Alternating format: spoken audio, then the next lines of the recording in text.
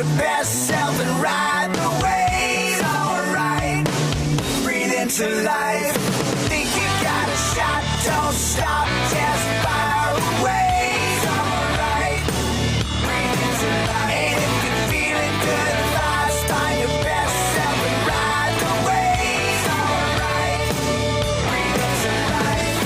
Think you got a shot, don't stop, just fire away. Alright, breathe into life. And if you're feeling good, vibes, find your best self and ride the waves. Alright, breathe into life.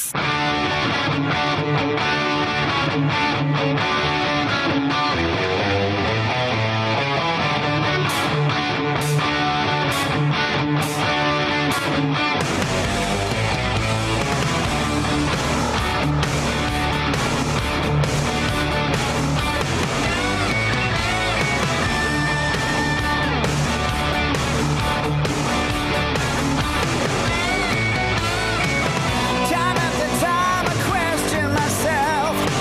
This is not what it seems.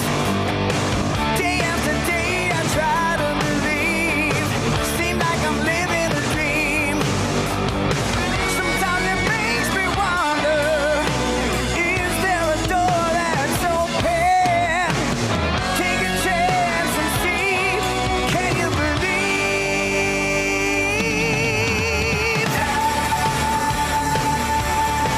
It's time to live and see the light.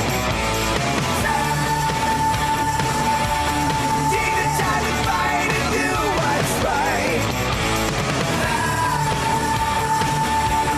Gotta take it on one step at a time. I'm gonna open my eyes to a brand new day, 'cause I'm here to stay.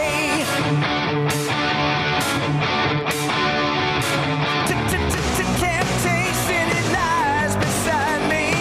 Today's a give and take. Thoughts tend to spin, make me so crazy. Why did I do this again? Sometimes it makes me wonder, is there a door still open? I can't wait any longer. Do you believe?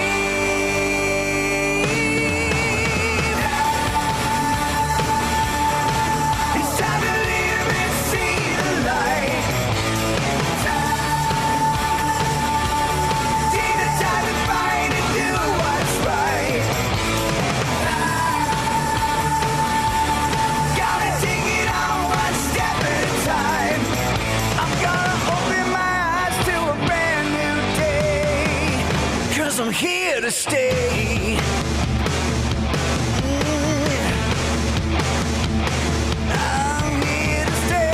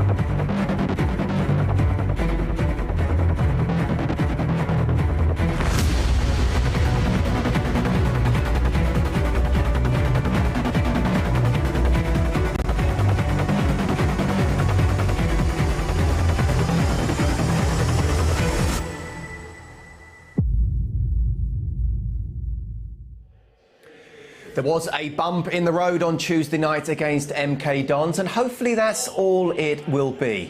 We had 1-3 on the bounce. Fast forward to today, and well, we have one of the toughest games the division has to offer, but hopefully we'll get back to winning ways. Yes, Ipswich are in town in SE7 today. The Tratsit boys sold out their away end allocation more than a fortnight ago, so it promised to be an electric atmosphere inside the Valley. They're currently second in the table, having won 11 of their opening 16 league matches of the season. Only leaders Plymouth can better that, meaning that they are certainly going to provide us with a very stiff test. Lots coming up here on Charlton TV before kick-off, though. We'll hear exclusively from manager Ben Garner, who sat down with commentator Terry Smith yesterday morning to preview today's game. It's International Supporters Day here at the Valley, and I'm delighted to say that we'll be joined by our former goalkeeper Sasa Ilic live on Zoom before kick-off. And we'll also hear from midfielder Jack Payne, who turned 28 on Tuesday. He'll certainly be hoping for a belated celebration today. Well, great to be back and alongside Curbs, and in between us, delighted to say we have the man who led us out on that fantastic day back to the Valley, December the 5th in 1992, our captain, Simon Webster. Webber, how are you? Welcome to Charlton TV again. I'm very good, and thank you for having me back in. Pleasure. Look, I mean, you were at the Valley last Friday for the first 30 years back celebration event. How was it? Was it nice going over old memories? Yeah, it was good. We had a good panel, people that had done a lot of work in, the background with the Valley Party, with the build-up to coming back to the Valley. And I got to learn a lot more about the history of, what went on way before, I came to the club. And it just shows how important it was to the fans and, the general public to get people, get back to the Valley. So, can you both believe it's 30 years? No, almost. No. I can't. I felt 30 years older walking up them stairs today. I must admit. Pre-season, you could do it back in the day, couldn't you? When Lenny got the hump, he used to make us run up here, didn't he? Didn't he? Do you remember? Yeah, well, it was twice the size of this as well. How are you doing otherwise? You okay? Yeah, I'm good. I'm sort of back to my... So I don't know if people sort of knew I was a physiotherapist at the girls' team for probably 13, nearly 14 years. We had our first season as a professional club last year, and then I just sort of stepped down from that role at the end of last year. I've gone back to just doing my physiotherapy work for Nuffield Health. And I've started coaching the RTC, which is the girls' equivalent of the academy, their under-12 team. Just because I thought if I don't start doing some coaching now, I think it'll be too late. So what do you want to do then? I just want to do some coaching with the, I started with the under-12s, and I think that's where you need to start, and then try and just build up really and get some experience behind me on the coaching front. Okay, well, good luck with that. Great to see you. Curbs, we've got to start with the negative here. How'd you get in today? Jason Morgan brought me in, and he had to come here for 12:30, so I've been here a few hours already. Yeah, I'm in car stolen. Midweek, another victim, just another number, I suppose. But yeah, I'm struggling a little bit now to get about. And as Jason Morgan don't live too far from me, he kindly picked me up today. That's very good of him. But it's not a person, is it? It's a piece of metal. It's a car. Absolutely. So good to see you still smiling. And we're a centre back down today, of course, with Ryan Ennis being suspended. I think that's if this man alongside us, what would he bring to the side? Leadership.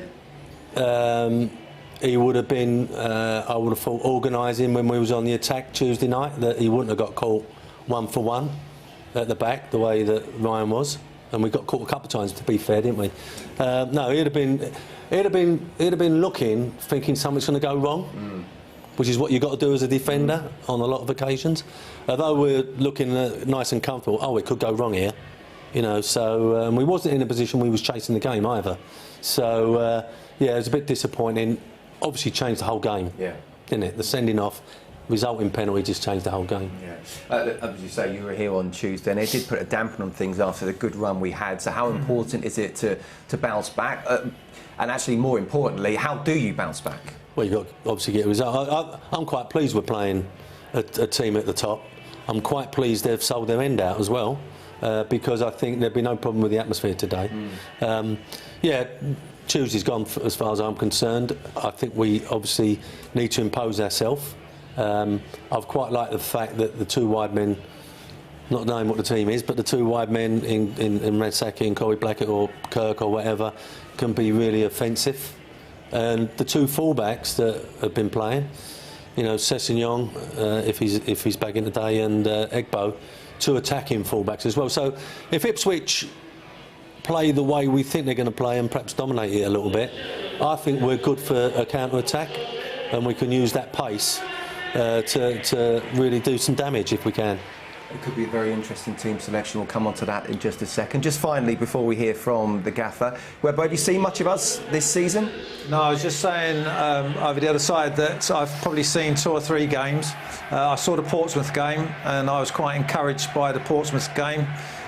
Great atmosphere, team did really, really well, and took advantage as well as Portsmouth losing a player at the end. I've watched the highlight of the penalty just because I wanted to sort of see the sending off, and you know, as far as I was concerned, it should have been dealt with further up the pitch, as Curbs was saying. You know, always think danger. But in saying that, when the situation happens, I think it was a bit harsh that he actually, you know, the free kick was given. I think possibly he would have got booked anyway, but then the penalty wouldn't have come on. Yeah. So you might have lost a player, but you're still in the game at 0-0. Yeah. So I think it certainly sounded like it turned the game around. Yeah. So. Well, maybe it's good that we are playing one of the top teams who can come at us, attack versus attack, which is when we seem to play better, and certainly a better atmospheres like the Portsmouth game as well. Look, let's hear from Ben Garner now, shall we? He spoke to Terry Smith yesterday morning. Ben, a setback against MK Dons on Tuesday night, but 3 wins on the bounce prior to that. How confident are we of bouncing back on Saturday? Yeah, I think it's a great game. Looking ahead to Saturday, good game to bounce back with. You know, Ipswich are a really, really strong side in this league, doing exceptionally well. So I think it's a good game to look forward to, and a prime opportunity to bounce back in style. As you say, Ipswich come, they're flying at the top end of the table. We've done well against the bigger sides so far this season, particularly at home. What's been the key to that? I think good performances. I also think there's the atmosphere around the place is better. I think there's some games where there's almost just an expectancy to win, and it's not been the same atmosphere, and we have to get away from that as a club. Everyone, you know, in terms of full respect for everyone that's coming to the Valley. Every game is difficult. Every game poses its own challenges, and also an opportunity to win the game. So. We've had that against the bigger sides, or the so-called bigger sides in this division, and there's been good atmospheres and some good performances, and we want to be consistent with that across all games. But as I say, a really good opportunity against a really strong team. Had a fantastic start to the season, and yeah, one we're looking forward to. I'm sure you've watched Ipswich already up to this point. Why are they doing so well? What are their strengths? I think over the last 2 years, obviously it's well documented, they've been really well backed financially, and have invested heavily in their squad, and you combine that with a really good manager that's done ever so well since going in. They're very well organised with and without the ball. They've got depth, they can rotate, a really good way of playing, and the stats will reflect that, you know, in terms of, for me at the moment, they're probably the best side in the league. League table doesn't quite reflect that, but looking at the performance data and the metrics, they're a really strong side. So we've proven on our day we can beat anyone, and that will be the aim, obviously, Saturday afternoon. And after Saturday, we've got 3 successive cup matches. How important is that we go into this mini break from the league on a positive result? Yeah, that's what we're aiming for, of course. It'd be lovely to get 3 points Saturday and then look ahead to those cup competitions and have a little bit of a break from the league, if you like. But we want to do that on the back of a win and a good performance, and that will set us up nicely for those 3 cup competitions. And finally, set to be a good crowd at the Valley on Saturday in both the home and away ends. How can we feed off the energy from the supporters? We have done this season. We've spoke about that several times in the dressing room. You know, trying to perform in a way that creates energy and gets that passion from the supporters. And as I say, I think we've had that in a lot of games this season. There's just, I say, the odd game where it's almost like an expectancy to win, and we have to go away from that. Everyone, you know, myself included, we don't deserve to beat anyone by just turning up. We have to perform. We have to fight. We have to do our best. And I think that will be the case certainly against Ipswich on Saturday. Thanks, Ben Garner. Thank you. Cheers. Guys, you can stop talking, honestly. With Curbs and Webbo together, it's just incredible, it really is. Let's have a look at the team, shall we? Look, my two changes, first of all, I have to say. Ryan's obviously suspended, and he's suspended for 2 matches. Tyrese Campbell also drops out. He's not even on the bench. Terrell Thomas and Stephen Sessegnon come in. There's the graphic says 4-4-2, but it lends itself to be very fluid, possibly even 3 at the back, Curbs. What do you think? It does. I mean, there's all sorts of permutations there. I mean, Kirk could play up with Stockley and Masaki could go out wide. Could be 3 at the back with Claire Thomas and O'Connell, and then Sessegnon and Egbo as wing backs. So it got us guessing. Yeah. Anyway, well, it will certainly have Ipswich guessing. Yeah, and I'm looking at the bench, and you know, it's so frustrating that, you know, Chucks is on the bench and Corey Blackett, and you're thinking, like, if we could just get him on the start at 90 minutes. I don't know what the problems are, but obviously Corey Blackett's had a little niggle, but Chuck's come on the other day, isn't he? So, you know, if he's fit on the bench, is he fit enough to start? I don't know. But Lavelle is back in the fold. He'll be disappointed. If this is a 3 at the back, he'll be massively disappointed that he ain't involved. Well, but how do you see this? Yeah, I mean, it could be a sort of quite a rigid 4-4-2, but you can adapt that within the game, couldn't you? Because you've got 3 centre halves, 3 people that can play centre half, and you've got some pace that can go down the wide on either side. You know, leaving Dobson and Fraser to sort the middle out. So you could go 3 at the top, you could go 5 at the back, you could have wing backs. So, you know, it could be quite fluid. So he's done a Graham Potter, hasn't he? It's not such a bad thing that you can start and change. Yes, absolutely. Yeah, it's not maybe so bad. Start and see how the game pans out, and you can sort of, you know, change it as you see fit. To be fair, I think Egbo could play in that wide right position, not knowing what Ipswich down that left-hand side. They may be really strong down that side, so that's why he's changed it. You never know. But I'm just personally one for square pegs and square holes, and I think the 3, if it is Claire, Thomas, O'Connell, Sessegnon and Egbo as the wing backs, you could have Kirk as like the number 10 with Raksaki sort of giving that pace, that option of pace in behind, which obviously defenders hate. So which is what we haven't got. Which is what we haven't got until Chucks comes on the pitch and Corey Blackett. Kickoff's in just over half an hour, so we better move on. Let's have a look at the league table, shall we? We'll only show the top half as we sit 8th.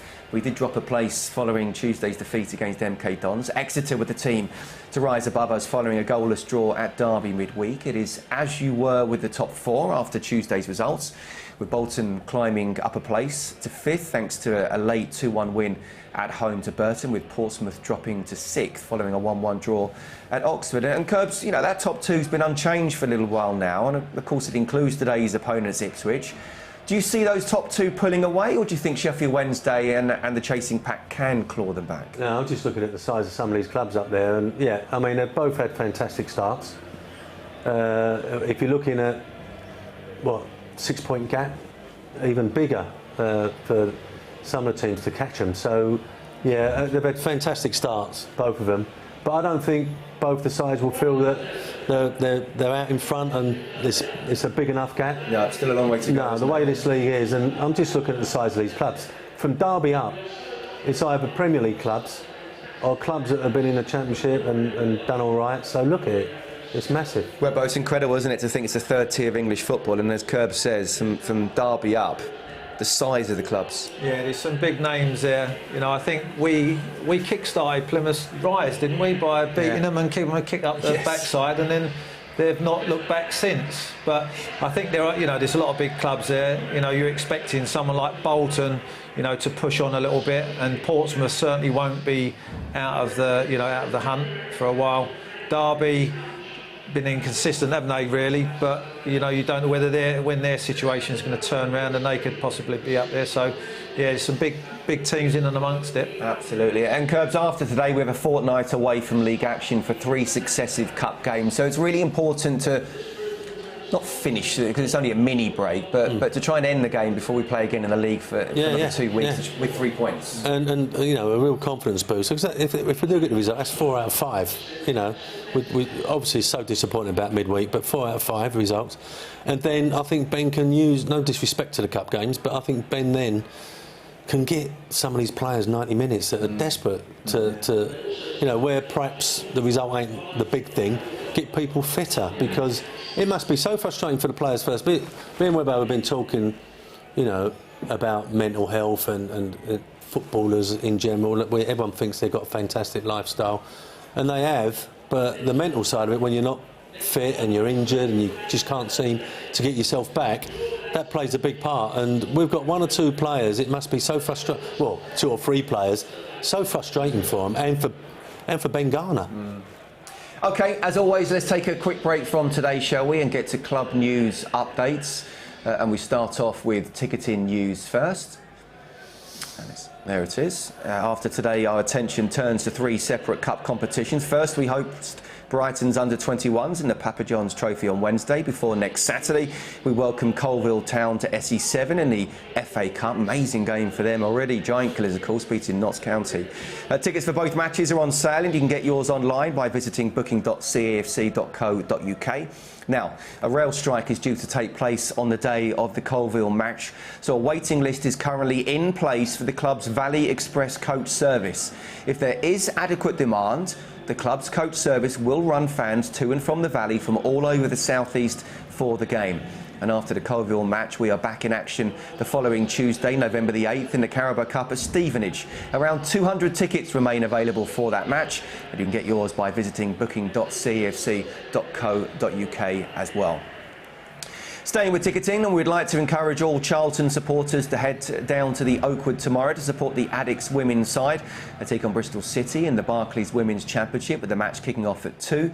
The City are the Division's league leaders at present, and they are currently unbeaten. So a big test for Karen Hills' side. You can get your tickets in advance from booking.cafc.co.uk, or you can buy them from the turnstiles on the day. What's more, if your child attends in their grassroots kit, they can gain entry for just £1. If you can't make it, then you can watch every kick live on Charlton TV or YouTube for free. And we hosted a half-term signing session here at the Valley on Thursday with George Dobson and Miles Leeburn from the men's side, and Emily Simpkins and Ella Rutherford from the women's side, taking time to meet fans of all ages. It was great to see so many supporters there, and if you were one of them, make sure you head to cafc.co.uk just to see if you made it into our fan gallery. Our under-18s secured their place in the second round of the FA Youth Cup by beating Kingstonian by 9-0. That was on Wednesday evening at Princes Park. They led 7-0 at the interval, with young striker Patrick Casey netting a first-half hat-trick. And they are likely to discover their second-round opponents next week, with the second-round tie needing to be played before the end of October. It's great to see stars of the future, Curbs, isn't it? Yeah. Looks like it's quite healthy. Absolutely.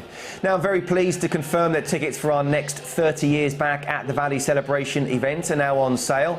The next event will celebrate the impact Valley Gold have had on the club, specifically focusing on the success of Charlton's esteemed academy, which has been supported by Valley Gold for much of the last 30 years. Academy graduates Kevin Lisby, John Fortune and some guy called Stevie Brown will speak at the event at the Valley on Thursday, November the 17th, with further speakers to be announced in the coming weeks. To get your tickets, please head to booking.cafc.co.uk. He'll be happy with that photo, won't he? Brand new, should be. And finally, I'd like to remind all supporters that they can give back to good causes in our local area thanks to our new Charlton for Good initiative. Charlton for Good allows fans to donate 10% of selected club purchases that they can make to a good cause at no extra cost to them. That includes anything bought from the club's ticketing website and also Charlton TV live streaming passes. To find out more about Charlton for Good, please visit cafc.co.uk. OK, the month of October is also Black History Month in the UK, and our brilliant Charlton Athletic Community Trust have marked the month in a number of different ways. Premier League Programme Officer Anthony Quam explains more here.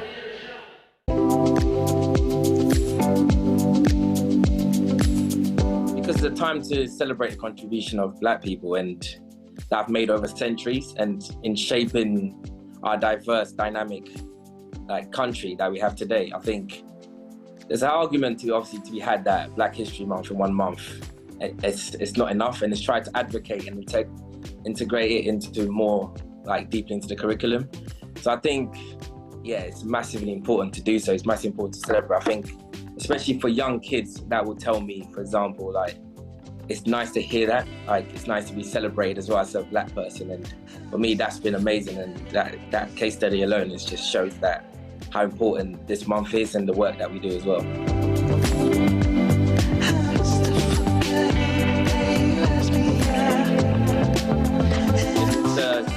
It's an annual event now, so it's the second one we're running. We sent out an invite to teams and to come and play, enjoy, celebrate, discuss, and then especially our area is quite diverse. It's a Greenwich tournament, so that's being held at Birchmere Park in Southwood. So again, anyone's invited to come and watch, enjoy, be part of it. We've got 6 teams taking part. Each team will probably have about 20 players as well. So it's quite a good turnout and should be a fantastic event. And something we're going to start doing annually as well. So it's hopefully, we've got a trophy now, which is hopefully we'll see if we get a new name on there. So yeah, it's a brilliant tournament and good fun.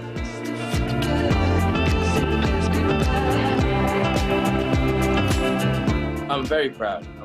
I think it's just something that, again, it's nice to see, especially when it comes to different awareness days and different themes that I think is close to a lot of people's hearts. We've got an EDI working group, and again, as part of having an EDI lead for the trust and the club as well. EDI is embedded in everything that we do. I think it's very important to have an inclusive environment. So when it comes to this month, obviously Black History is history, so it should be celebrated every month, and I think it is. However, this month is the time to then really try and remember that there's a lot of work to be done, but also it's a celebration, and it's actually really nice, and I'm so proud to be part of it and looking forward to doing more and keep making an impact. Yeah, great to hear from Anthony there, certainly making an impact. And Webber, you've been in and around Charlton for a long time now, and you've seen the amazing work that the Trust do. Last week we saw the annual awards night and the work with the Upbeats as well. This particular occasion, equality and inclusion, I mean, it's just amazing what the Trust do, isn't it? Yeah, I mean, I was just talking to Jason on the way over here. Jason joined the football club 2 weeks after I joined. So I've seen it from its inception. You know, he started, what he started with, where he started in the little cubby hole that he used to work from with his team. And they've just grown and grown and grown. I think the work that they do is just absolutely fantastic for all the people that they work with. You know, it covers so many avenues. It's a real special thing that they do. It certainly is. OK, right, as I said earlier, today is our International Supporters Day. So without further ado, let's hear from our Swedish, Scottish, German and North American addicts. Hi, I'm Ayla. And I'm Harris. We are the Charlton fans in Scotland. Good luck to the addicts today. Come on the Reds! I'm Karian from Swedish Addicts in Norway. Just want to say, up the Addicts! This is Matthias from the German Addicts on vacation in Las Vegas. I wish you have a very good day with the International Supporters Day, the game against Ipswich. Up the Addicts! Hi, Charlton TV. It is Sven from the Swedish Addicts here in Gothenburg. Up, Charlton! Hello Charlton TV, I'm Olivia for Ann Arbor, Michigan, and I'm saying let's go Charlton and up the Addicts. I also want to say a really special hi to my grandma and papa and all my other family who live in England. They're sitting inside the curb stand. Let's go Charlton! That's the most enthusiastic. I love that, in the curb stand. Yes. Hello to Grandma and Grandpops, who's somewhere in this stand here, Curbs. Oh, right, yeah, it's good. You enjoyed that, didn't you? Let's see it again. We haven't got time to see it again, but we'll send you the link. Really, Have to say as well, we've got a couple of German beers here. It's funny. It's called Fischer's Special Hell. I think that's being a Charlton fan, that, isn't it? Well, what's Tuesday? German Addicts. And they're from Guy Francis from the German Addicts. We've got the beer mats there as well. Are they for us? They're for us. Well, I heard a little story over there that some of you boys on a Friday night. I'm hearing so many things about you boys. If it works, We were on a good run at the time, weren't we? 11 games we won, I'll tell you, away from home. We just used to have the odd beer, a few of us used to get together night before a game, away from home, good team bonding. Yeah. Let's have a look pitch side, shall we, and see what's happening, because it is International Addicts Day, and there are, close to 100 people, I do believe, who are here today, travelling over to watch this game. Speaking to Charlotte, and it's great, isn't it, Curbs? you know, it's easy to forget actually how big the Charlton brand is, despite us being where we are. I know, and me and Webbo actually come down the stairs and bumped into them all. It was interesting, but no, it's great, and they've picked a really good day for it, I think. Yeah. You know, the atmosphere's good. You know, I've been complaining about the atmosphere recently. I think we're in for a proper game today, and I hope we respond. And the guy Webbo alongside us is pretty humble, but I'm going to ask you a question to say the Charlton brand, he has a lot to do with it, doesn't he? Yeah, I think what he created at Charlton. Yeah, so from what I was talking about when I first, you know, I can only talk from when I came to the club, but, you know, Curbs was a big part of the development of the club and coming back to the Valley and, you know, and taking us on to the Premier League. So, that was a lot of hard work went into that. So. Absolutely, and as Curbs is the manager, he shouldn't be drinking, so this beer is for Webbo and myself. Thank you very much indeed, Guy. Oh, look, we've got one more photo to show. Let's have a look at this then, Curbs. Do you recognise one of the people in there? The middle one, is it? If you don't, it's fine. I'll take that as a no. It is the Herminator. Yeah. Herman Hreidersen. What? Where? In the middle.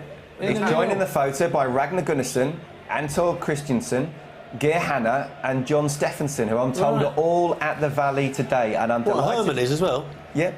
Delighted to say that Charlton TV have been in communication with Herman, and we hope to have him in a Zoom interview pretty soon. OK, staying on the international addicts and also Zoom as well. Delighted to say we have one of the heroes from back in '98. And have a look at this when you see this picture. It is a warm welcome to Charlton TV, Sasa Ilic, all the way from Montenegro. Sasha, can you hear me okay? Hi, how's it going, guys? Listen, mate, I have to say, we've interviewed a few people, both ex-players and non-ex-players. That background is right up there, I think, with Andy Hunt, Curbs? Yeah, absolutely. When he was in Belize? Yeah. Amazing. How is it out there? It's actually quite warm. It's about 24 degrees today. Well, I know you'd like to make us jealous. It's about 22 degrees here in London at the moment as well, but it's going to get cold very quickly. Look, great to have you with us, especially it is International Supporters Day. And if you cast your mind back to '98 and when you joined us, what was it like being an international player at Charlton? Because it wasn't that common at the club back then, was it? No, I believe I was the only foreigner in the club at the time. Even though most people regarded me as an English player. But yeah, I was the only player that came from abroad playing for Charlton. Let's have a look at a picture of you, shall we? I'm told that you were presented with a Charlton shirt by a supporter not that long ago out in Montenegro. How did that come about? So in that picture, it's a fellow called Jack. He works for I think it's a casino establishment here in Montenegro, and they organised a football match. And not that I'm a fan of visiting casinos myself, but I did actually wander in one time and I met Jack, and he invited me to play for the casino against some other development here in Montenegro. And it was fantastic. I think it was my first kick of the ball after 10 years or so, or the last time I did kick the ball was when I was at the Valley. So that was good fun, and he surprised me one day. He came to my hotel here in Montenegro, and he just wanted to surprise me with a Charlton shirt, goalkeeper shirt, I believe. Brilliant. So let's go back to your Charlton career then. Remind us how you came to be an addict. Oh God, to cut a long story short, it was basically me knocking on the door after speaking to one of the directors at Charlton. He asked me to rock up at the Charlton training ground and ask for Alan Curbishley. Not that I knew who Alan Curbishley at the time was, but obviously I did some digging and I found out and asked for Curbs and asked for a trial, saying that it was all set up by one of the directors at the club, and the rest is history. Absolutely. Curbs, early memories of Sasha. Do you remember him knocking on the door saying, "Can I have a trial, please, Gaffer?" Yeah, with a carrier bag with all his kit in there and boots. And listen, I just like the front of it all, you know. And Sasha, I looked at the size of him to start with, and he said, "Look, I've come for a trial." So we managed to find some kit to fit him. And I always remember, I think at the time, financially we was not the best. And I always remember I used to give Sasha his expenses, and I claimed it because I knew he'd have to wait 2 or 3 weeks for it if he tried to claim it. But he came in, I think it was a couple of weeks out of trial, and then we decided to sign him. We'll get on to the playoff final in just a moment, Sasha, but first of all, let's talk about the first few months leading up to it. And you played, 16 games, including the playoff games, against Ipswich as well, and we only lost one of those. How enjoyable was that period? It was fantastic. I mean, obviously, when I did end up signing with Charlton, I think it was a month-to-month contract initially. Then I started playing in the reserve team, which went really, really well. I think it was about 6 or 7 games that I played that we didn't even concede a goal in the reserve team. So obviously, unfortunate for one of the goalkeepers. I think it was Mike Sammy got injured and Andy Pedersen played in goals, and I think Curbs just wanted to change it around. I was doing well at training, I was doing well in the reserve games, and I got my first sort of appearance for Charlton Stoke away, and we ended up winning that game. And I did well. I sort of fit in well with all the teammates. Everybody liked me. I liked everybody at the club. It just felt like it was meant to be. And leading up to the Wembley final, we were winning games left, right, and centre. I didn't feel like we were going to concede a goal in any of the games. But that was basically the team that we had at the time. We all gelled. We all did extremely well, and that resulted us in playing at Wembley. Yeah, Sasha, I never played with you personally, but we have had a few nights out back in the day, and you're a great lad. I can't say that. Absolutely. So I'm not surprised everyone liked you and you fitted in well in the dressing room. Look, we're at home at Ipswich today, so let's talk about the playoff semi-final home leg against them. And this clip of you celebrating has become quite famous amongst fans. Aside from that game, what do you remember about the whole atmosphere that night? The home game, that was the return leg, I believe. So the first game we played at Ipswich, we beat them 1-0. The second game at Wembley, I remember, because I was living in Putney at the time, and it was a midweek game, obviously. And I had an issue with traffic along the way to get from Putney to the Valley. So I was running a bit late. So I rocked up, I think, about 45 minutes before the start of the game. And it was touch and go whether I was going to get there in time. So I was a bit flustered, I was a bit anxious, not because I was worried about the game, it was more a case of will I get to the game in time. So I think that sort of, and obviously the importance of the game, us beating Ipswich or just drawing with them, that enabled us to go play in the finals at Wembley. So I didn't have time to worry about us not failing or not winning or drawing. I was just focused to get to the game on time, and luckily Curbs was nice to me. He didn't really punish me as you usually are punished if you don't get to the match on time. Sasha, perhaps you didn't know it at the time, but he spent the last 30 to 35 years complaining about the Blackwall Tunnel and how he was always struggling himself. So he didn't have a leg to stand on if he was going to job you. Look, let's fast forward to the playoff final now, shall we? I mean, when you think about how far you come in such a short space of time, this must have been a real pinch-me moment. How were you feeling leading up to it in the week, not just the game? Maybe, for me it was a bit surreal. I was sort of cocooned in this little world at Charlton. I didn't really see anything to be that much of a great deal because I didn't see myself outside of Charlton, or I didn't see myself being perceived in any other way apart from just being a player playing football, kicking the ball around. And obviously as a youngster, I always dreamt of playing in the English game. Wembley is like everybody's dream, obviously. So, but we were confident, the whole team were confident, even though we were the underdogs during that, at Wembley, but we were confident. We didn't concede a goal for so many games prior to that. And we sort of walked through the tunnel onto the pitch, knowing that we'll definitely get a result. I believed I wouldn't concede a goal, which I didn't, obviously, the first 45 minutes, but soon it all started pouring down afterwards. Yeah, I mean, coming into that game, there had been, 9 clean sheets in a row. So when Clive put Charlton 1-0 up, did you think that was in? What did you think of the 120 minutes, generally? Well, draining. Listen, the first 45 minutes went well for us. Not conceding a goal from our defensive side point of view, we managed to do what we were set out to do. But after the 120 minutes in penalty save, I think we were all ready to go to bed, literally. I mean, I was exhausted mentally, physically, it just drains every ounce of energy out of you. So it was one of those games which I believe a lot of people remember for a very, very long time, and I'm extremely grateful that I was part of that. Absolutely. Let's fast forward to it then, shall we? The penalty shootout now. And you've got a great story, haven't you, about the penalty itself and which way to go with Mickey Gray? I mean, not many people believe me, but, when you're conceding goals after so many games of not conceding goals, and, obviously after 4-4 and penalties, every penalty that was taken, it was just going in the back of the net. And I did actually, not everybody believes, I don't even tell this story anymore because people just mock me, make fun of me. But there was, a coin on the pitch, and I picked it up and flicked it, and he sort of just made up my mind which direction I'll be diving at. And luckily for me, he was the right side. But I get a lot of stick for telling these stories. I'd rather not talk about it.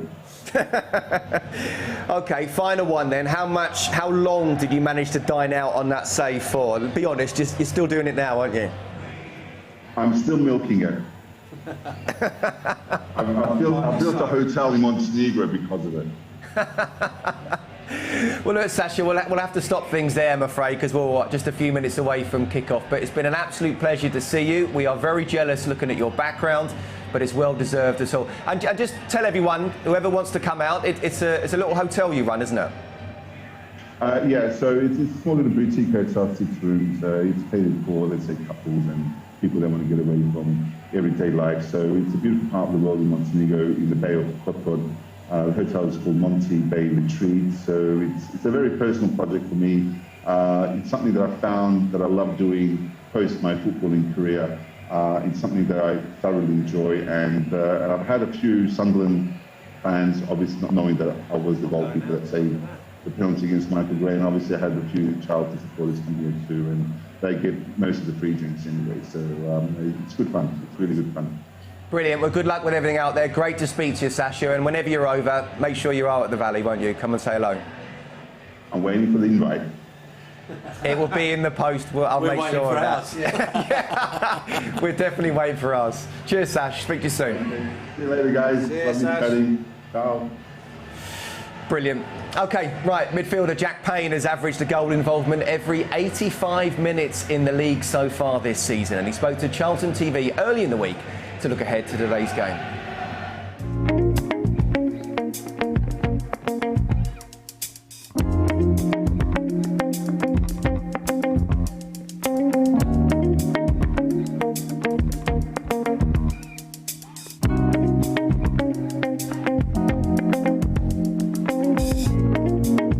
Jack, 3 months into your Charlton career, how have you found it so far? Yeah, I've a lot of ups and downs, obviously. I've had some good moments, obviously, being involved in a few goals and that sort of thing's been really good. Probably not started as many games as I would have liked to, but obviously I've still featured in pretty much every game, and yeah, there's a lot to work on, a lot more to come. But overall, it's been really good, and I've settled quite well. I was looking at your goal involvements earlier, and I think you've got a goal involvement in the league one every 85 minutes or so. So when you have been involved, you must be pleased with how you've impacted games. Yeah, definitely. I didn't realise that, which is obviously quite good, and obviously including cups, I think I'm on 5 assists and 2 goals. So from that point of view, in terms of goal involvements, I've been quite happy with that, and hopefully I can get some starts in the league and hopefully transfer that into them. But yeah, I've just got to keep working and make sure I carry on making an impact when I am playing, and try and stake a claim for a regular starting spot. When you are coming off the bench, which you have a few times this season, I mean, mentally, how do you get yourself ready for coming on and making an instant impact? I think naturally when you find out you're not in a team, there's disappointment. But we found out a couple of days before, so you manage to put that disappointment behind and focus on the job at hand. And I've seen how much it can change in terms of 1 week someone might not be playing and the next week they are. So I've got to just make sure I'm ready whenever I can. So if I'm coming on, it's an opportunity to get a goal and assist or help the team in a positive way. And hopefully, if I do well enough, then that will turn into starts. And staying with Charlton, but rewinding the clock, sort of 20 years or so, When you were sort of 7 to 9, you were just telling me you were in our pre-academy. What are your memories of coming here as a young kid? Yeah, it's a bit mad that obviously 20 years ago, if you would have told me I'd be sitting here, like I wouldn't have believed you. But yeah, from the age of about 7 to 9, I was on the Charlton books. I was training here a couple of times a week and playing for the club. I asked them if I had any pictures, but unfortunately, obviously back then, no one carried phones around. But I remember enjoying it. I'll be lying if I said I remember it clearly, but from what I do remember, I remember really enjoying coming. I remember there was a few of the lads who live local. We used to car share, and yeah, I had some good memories, to be fair. And fast forward to the summer when you gave the prospect of joining Charlton, were those memories sort of in your mind? Yeah, well, the first thing, to be at a club where obviously I played here when I was younger because it was a local club, and for me to be able to live back home, back around my friends and family, that means the world to me. Like for the last 6, 7, 8 years, I've been all over the country. So for me to be able to settle so well off the pitch, that's only going to help me on the pitch. And yeah, when I knew that signing for Charlton was a possibility, it was something I was proper buzzing about. And you obviously know Ben better than most, having worked under him last year. We've seen signs of the real positive attack-minded football that he wants to implement here. I mean, how does he go about implementing these ideas day to day here at the training ground? Yeah, we do a lot of work on the training ground. We work on how we're going to set up, how we're going to be with the ball, without the ball. We do everything tactically, to be fair, but I think the main thing is when we are training and we're doing certain patterns of play or phases, he emphasises on how much he wants us to attack. So like today, for example, we're trying to score within 6 seconds and it's front foot football. And yeah, if you look at the previous games like the Portsmouth or the Exeters where we're scoring goals and it's exciting, that's how we want to be every game. Obviously, it's a lot easier said than done, but that's what we're striving to do. And Ipswich come on Saturday. We obviously had disappointment on Tuesday, but prior to that, we'd won the 3 games in a row. How much are you looking forward to hopefully righting a few wrongs from Tuesday? Yeah, 100%. I think when a game like Tuesday happens where it's obviously a bit of a kick in the teeth, I think the best thing is to have another game to get going straight away. So obviously it's a quick turnaround, and obviously we know Ipswich are a good side. They've started the season really well and they're up there, but I think that's only going to make us raise our standards, and we're all really looking forward to it. And I think it's probably set to be the biggest Valley crowd of the season so far. How much of a difference does that make when the home stands are nice and full? Yeah, 100%. It's massive. Obviously, everyone knows in football like how much of a difference the fans make, and I think the last few games especially, they've been massive for us. And yeah, when they get going, it's really good. It's a really good atmosphere, and yeah, hopefully, like you said, this Saturday, if it's the highest attendance, that'll be amazing, and get behind us, and hopefully the players can repay the fans' faith. Perfect. Well, look, Curbs, obviously he's got a bit of history at the club, a little bit of history, but I mean, 2 goals, 3 assists in the league so far for him this season. They come off the bench. 1, I mean, that's a good option to have, isn't it? But 2, do you see him becoming a starter? Yeah, I do, because I think when he's been playing and when he's on the ball, you think something's going to happen. I'm not quite sure, and it's probably his versatility that is going against him, because he's playing in all different positions. We both see him as a number 10. There's a bit of competition there at the moment. But I think for him to get in the side, that's going to be the area, because I think he can score a goal and make a goal. So it'd be a bit disappointing he can't get in at the moment, I think. Yeah. Let's remind ourselves of the teams then, shall we? We've made, 2 changes, and we're not quite sure exactly which way we're going to go in terms of systems and that. Ipswich, of course, given that Plymouth play on Monday, they can go top, and Webber, that's all the motivation they need today, isn't it? Yeah, and I don't think they need anything more than that. So, you know, a game that sort of brings a lot of history with it as well. So, remind us what you were like before games. Me, I was always nervous until I warmed up. Once I'd done my warm-up, I was fine, and I could just focus on the game. So it's just about getting out onto the pitch for me. OK. It wasn't what we wanted on Tuesday, but we're now playing one of the big boys, and quite often we are better against that. When they attack, we attack, and it's a nice atmosphere here as well. Let's get to our commentary team. Terry Smith, Greg Stubley and Stevie Brown. Thank you, Scott. Thank you, Webbo. Thank you, Curbs. And yes, we are about to kick off here at the Valley. Charlton side take the knee prior to kick off. It's Ipswich Town who will defend the Jimmy Seed stand and attack the covered end in the first half. And the referee, Josh Smith, no relation, gets the game underway here at the Valley, and the Ipswich immediately go down.